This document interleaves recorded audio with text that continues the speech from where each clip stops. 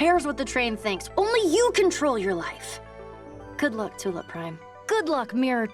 Well, good luck to you. Whoever you turn out to be. This video is about Cartoon Network's Infinity Train.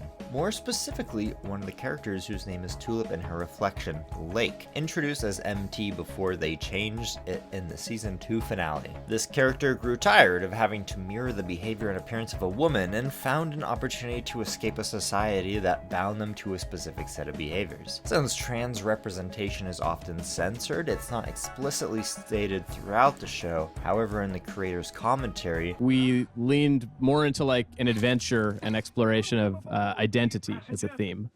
Yeah, because that's also something that we care about a lot. If you're unfamiliar with Infinity Train, it's a magical train where individuals go to get therapized by specific settings and individuals to help them work out their baggage and generally guide them to be better people. 1-1 is the train's conductor, running the whole thing for thousands of passengers plucked from Earth and transported to his little dimension to grow as people. Lake is a member of the mirror world. They're a reflection of Tulip, but has grown tired of mimicking her behavior and doesn't even like Tulip anymore. Lake takes advantage of an opportunity to leave Tulip stuck in the mirror world and embrace freedom. Unfortunately, this doesn't work out as expected and ends with Lake being hunted by the mirror world's police. But you gave a number to some lady who was sad about her dead lizard! How is that fair?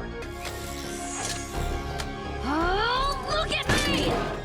I am a person! Because queer people are the minority, their opinions are treated as lesser. This is the biggest issue with democracy. If out of a group of 6 people, 5 are white, 1 is black, and the majority can vote that they can change the black person's name to a slur, obviously this is a hyperbolic example, but this is very common for other groups in recent history, like gay people, or autistic individuals who probably had a nickname in high school that was a straight up slur, and nobody ever stood up for them. Boys will be boys after all, even if the goth's name is Slut. Regarding Lake, the slur was Sliver, as it pertains to Lake ditching the mirror world, but all sorts of dehumanizing behavior from people around. In fact, I had a trans coworker. I would hear some of my other coworkers refer to him as an it, with emphasis, in an effort to dehumanize him, then proceed to trash talk him while I was within earshot. In Lake's case, who I will just be referring to as Lake throughout the video as it's canon, 1-1 isn't even hiding the social hierarchy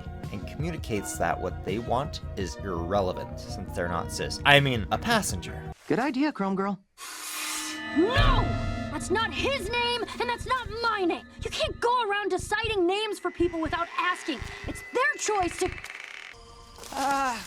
Chrome Girl? I'm not answering to that. Sorry. You can call me MT. Prior to Lake dubbing themselves as such, they initially introduced themselves as Empty, an homage to the endless abyss of dysphoria. Just kidding, it's an acronym for Metal Tulip. We don't know Mirror World people's anatomy, and Lake being made of metal is only used for a world-building joke later on, so it's kind of irrelevant to the storyline. Can't they jump out of you? Ow! People can't jump out of people. Come on, that's stupid. But even cis people change their name. Rock stars change their names. I don't think dead naming a rapper is the same as a trans person, but everybody refers to Snoop Dogg as such, and not Calvin. On top of that, almost half of all married people change their names. It's just their last name. And since we have a long history of following this practice, nobody stops to think of it as weird. People, arguably, are more chill about respecting new names than genders though.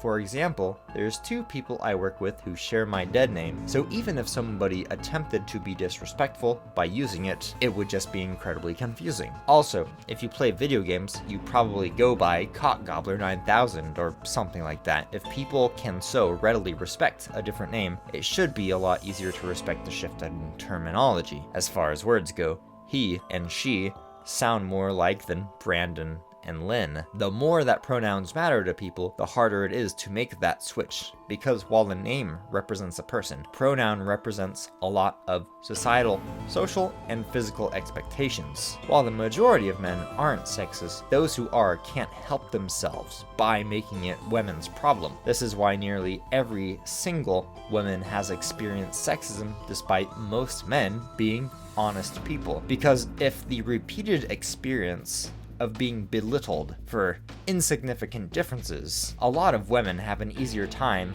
displaying respect and bonding with trans people, seeing them as human first, their gender later. Meanwhile, for guys, the obviously and unapologetically superior gender take huge pride in their masculinity. One of the reasons why it's so hard for women to have a legitimate friendship with men is because the man sees a girl as a woman first, as a person later. It's his job to protect her, to appeal to her, and later dominate her. There is a significant amount of pressure from people like Steven Crowder, Matt Walsh, and Ben Shapiro types to propagate this culture of keeping men on top. Even for those who disagree with it, there's still so much emasculating social pressure that gets in the way of men allowing themselves to see and treat trans people with basic human respect, as it undermines their social status if they suddenly allow other genders to be valued in public eye as much as their own. All this amounts to Lake not trusting Jesse in the slightest.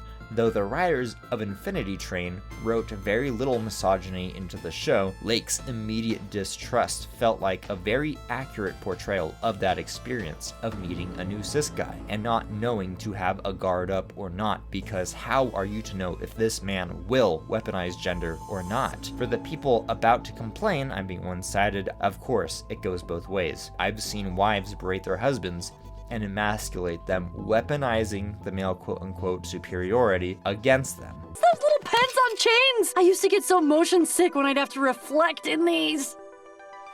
Well, I'm glad I was able to help you. Now, come on, we better keep moving. Nah, hard pass. I spent my whole existence living your life. I'm going my own way now. It's easy to look back in time and view the past iteration as an entirely different person, like a character in a show putting on an act. Tulip is a physical manifestation of that struggle for Lake, and as the season continues, we see how drastically different of a person Lake is, despite having almost literally been Tulip for the past 15 years. This is an aspect that parents generally struggle more with than the trans kids, who finally feels free when the parents go through a whirlwind of "my child never felt safe to be themselves in front of me and it's all my fault," or "despite my best attempts to mold my child into a successful entity, they're abandoning everything I taught them for a cult, their future is ruined, everyone will see them as a mentally ill idiot, and they'll have no career prospects." While one is preferable of the two, it's still a rough child-parent situation. As we grew up, I didn't have much in common with her anymore. But, my parents thought Tulip was perfect and wanted me to be exactly like her.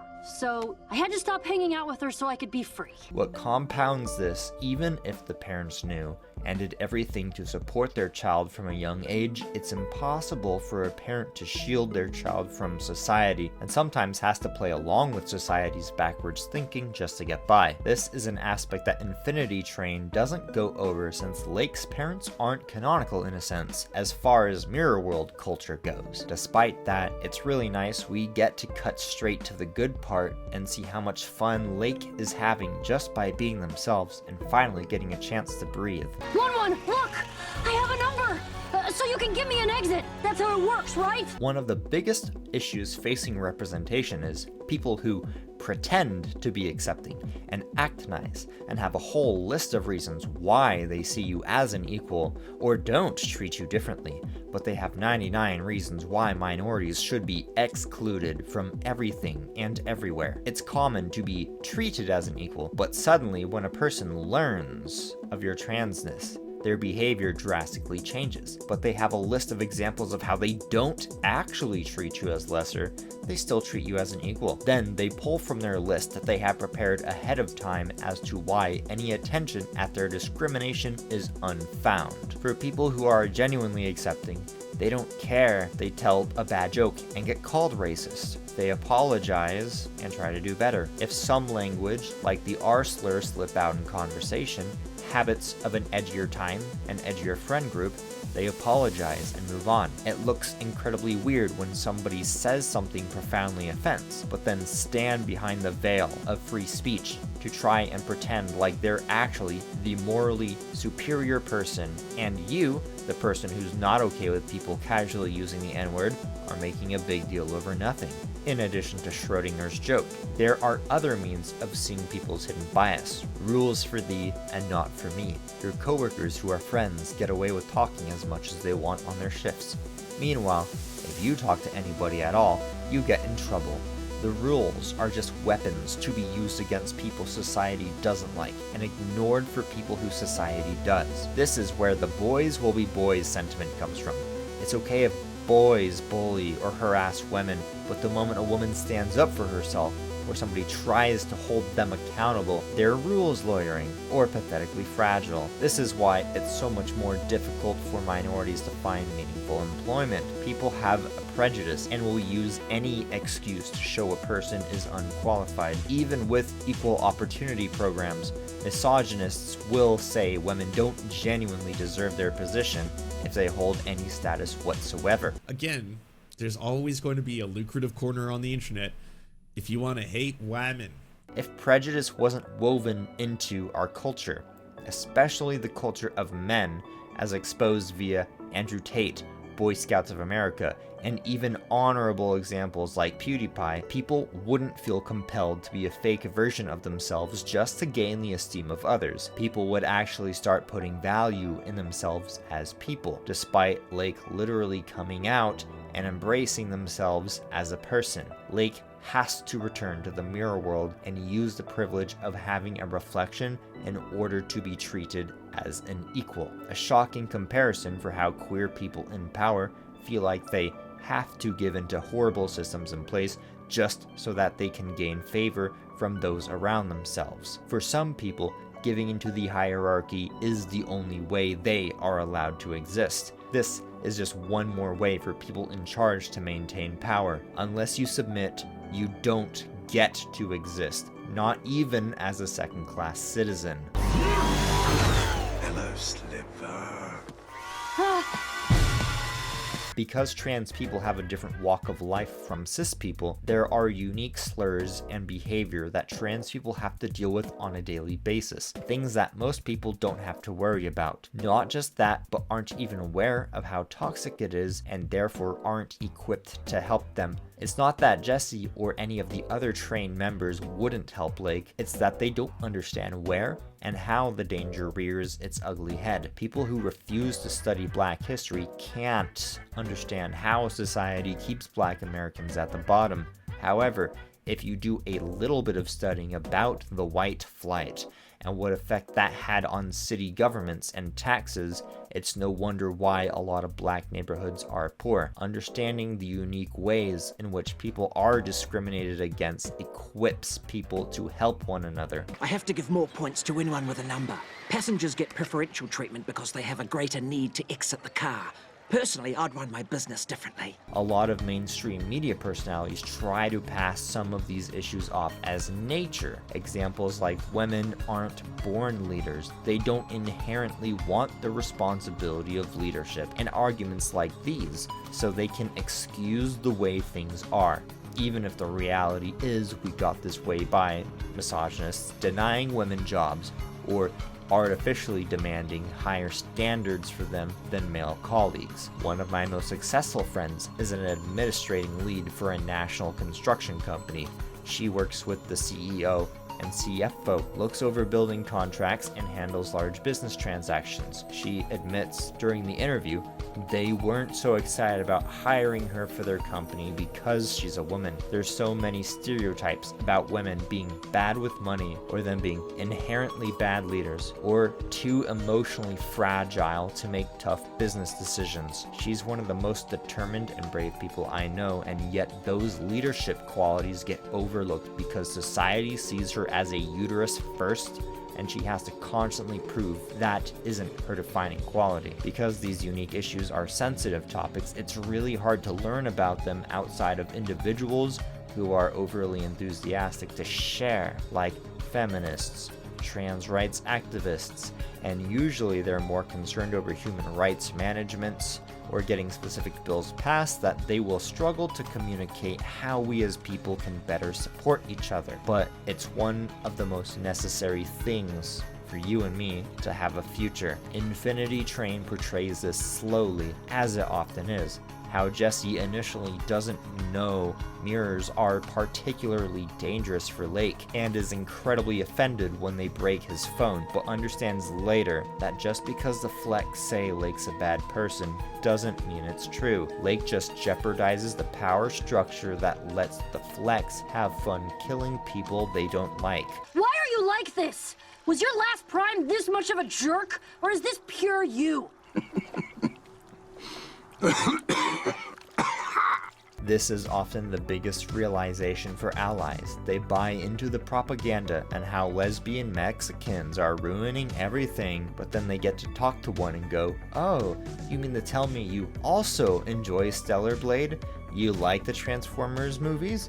You're not mad that Megan Fox is hot?" No, guys, I'm not gonna lie. I'm an ass lover, but this is a BBL Gone Wrong type shit. The fact that it's going through like until like here, like what the fuck happened? Oh lord. Camaraderie is necessary to form healthy bonds to protect and benefit each other. All of the news apparatus is built to tear that down because the wealthy and powerful own the media, and as a result are able to force people to listen to what they want people to know instead of actually getting to know your neighbors and coworkers. Leave him alone! Whoa!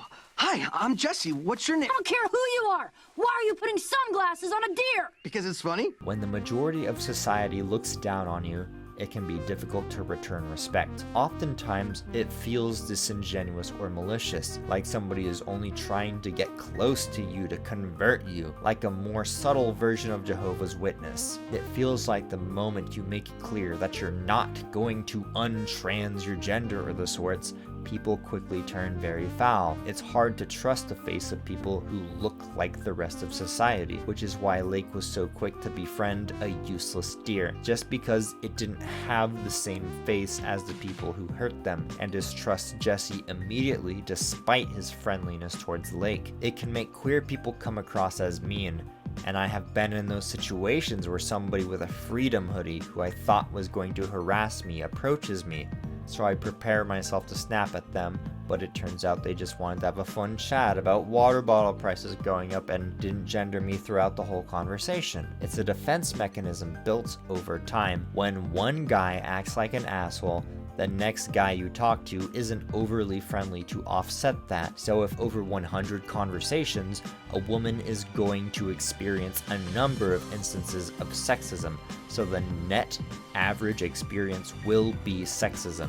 This can make some feminists hate men as they've come to expect particularly negative interactions from them and decide to avoid men the best she can to avoid dealing with that. That was one of the first things I picked up on when watching Lake's first interactions with Jesse. It's not that they hated him straight off the bat, they just assumed the worst based on prior experiences and wanted him gone. Being mean was one of the only ways Lake knew to try and get Jesse to leave, which ultimately didn't work out, and over time, Lake learned that Jesse wants to do good, he just needs a little bit of guidance. There's so few YouTube channels that openly try to communicate these niche issues in a way the typically convicted would be able to empathize and understand. The issue is almost never what's being communicated, it's how, and while most people are good, They feel lumped in with the bad and called guilty by association over their gender, race, and religion stuff. It's super hard for people to want to give others the benefit of the doubt because people have been hurt so badly before. And then there's figures like Matt Walsh and Josh Sider. It's impossible to know if somebody is just asking questions because they actually care and need to know how to demonstrate that properly, or if they are just asking sensitive questions out of a desire to be invasive and a terrible human being. I know virtue signaling is a bit of a joke nowadays, but I've volunteered for years at a bird sanctuary, taking care of parrots and pigeons. There's a level of bites and bird poo I've had to clean out from under my fingernails that enable me to not just say I care about animals, but I'm willing to put in the work to protect the earth and its creatures. I don't need to virtue signal when I have hands-on experience doing the things that benefit a particular group. In this example, it was birds. People educating themselves on a topic, reading a civil rights book or documentaries, they're good starting points for people to learn about each other, our unique struggles, and how to better work together in the future. Most trans women competed in sports based on a guideline that saw them have to go through years of HRT and ensure a baseline level of testosterone way below that of your average cis woman. A process that effectively made up for any biological advantages, ain't that a loaded fucking statement, and ensured a level of fairness in professional sport. I feel Lake from Infinity Train does a really good job at conveying the trans experience shared by many people. If you're interested in more discussions about representation like this, there should be a video on screen right now called "Is Perfume a Good Trans Representation?" You might like that. Anyways, have a lovely day and make sure you're subscribed. Peace.